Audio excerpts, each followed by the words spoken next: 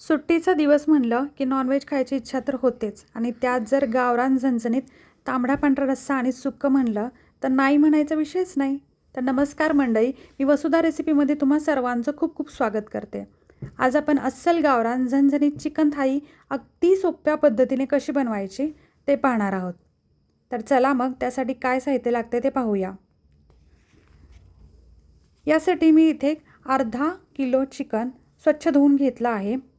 त्यामध्ये आलं लसणाची पेस्ट, खोबरं, कोथिंबीर, चवीनुसार 1 ते 1.5 चमचा मीठ आणि एक अर्धा चमचा हळद घालून छान मिक्स करून घेतलं. मिक्स झाल्यानंतर कढईमध्ये साधारण 1 पळी तेल घालून घेतलं आणि यामध्ये सगळं मिक्स केलेलं चिकन घालून त्याच्यावर झाकण ठेवून अगदी 2 मिनटं वाफलून घेतलं. नंतर झाकण काढून ते छान परतून घ्यायचं. एकदा परतून झालं की त्याच्यावर थाळी ठेवायची. साधारण 1 ग्लास पाणी ओतून घ्यायचं आणि 3 ते 4 मिनटं पाणी हलकं गरम करून घ्यायचं. पाणी गरम झालं की हेच पाणी त्या चिकनमध्ये ओतून घ्यायचं आणि पुन्हा एकदा छान परतून घ्यायचं. हे छान मिक्स झालं की त्याच्यावर थाळी ठेवून एक 10 ते 15 मिनटं छान शिजवून घ्यायचं. आता आपण वाटण बघूया. त्यासाठी 1 मोठा कांदा लागेल, 1 छोटं टोमॅटो, आलं, लसूण, खोबरं, 1 चमचा डाळ, अर्धा चमचा धन, घरगुती काळा मसाला, चिकन मसाला आणि कच्चा मसाला. कढईमध्ये हे सगळं साहित्य छान तांबूस रंग येईपर्यंत भाजून घ्यायचं. पुढे एका प्लेटमध्ये काढून ते थंड करून घ्यायचं. हे मिश्रण थंड झालं की एका मिक्सरच्या भांड्यामध्ये काढून घ्यायचं. त्यामध्ये कोथिंबीर आणि आपले मसाले घालून 2 चमचे पाणी टाकून हे छान मिक्सरला बारीक वाटून करून घ्यायचं. आता आपण चिकन करी बनवूया. त्यासाठी एका कढईमध्ये 2 चमचे किंवा 2 पळी तेल टाकून घ्यायचं. तेल छान गरम झालं की ते वाटण केलेलं यामध्ये टाकून घ्यायचं.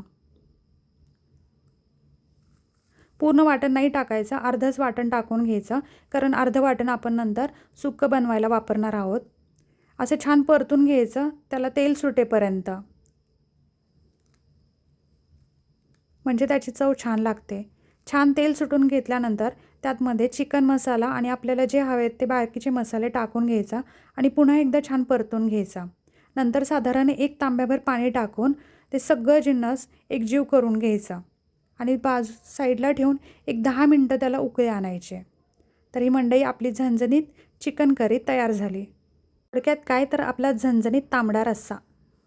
आता आपण सुक्कं बनवूयात. एक कढईमध्ये साधारण 1 पळी तेल गरम करून घ्यायचं आणि त्यामध्ये आपले उरलेलं वाटण घालून पुन्हा त्याच पद्धतीने छान तेल सुटेपर्यंत मस्त परतून घ्यायचं. छान तेल सुटलं की त्यामध्ये आपण जे वाफलून घेतलेलं चिकन आहे ते यामध्ये घालून घ्यायचं आणि साधारण 3 ते 4 मिनटं छान परतून घ्यायचं, जेणेकरून सगळं त्याला मिक्स झालं पाहिजे. छान मिक्स झाल्यानंतर तुम्ही त्यामध्ये चवीनुसार 1 चमचा मीठ, कोथिंबीर घालून छान पुन्हा एकदा परतून घ्यायचं. तर मंडळी, हे आपलं छान सुक्कं चिकन तयार झालं. एकदा ही रेसिपी नक्की ट्राय करा. आवडली असेल लाईक करा, शेअर करा, सबस्क्राईब करा आणि सगळ्यात महत्त्वाचं, मस्त खा, स्वस्त राहा. धन्यवाद.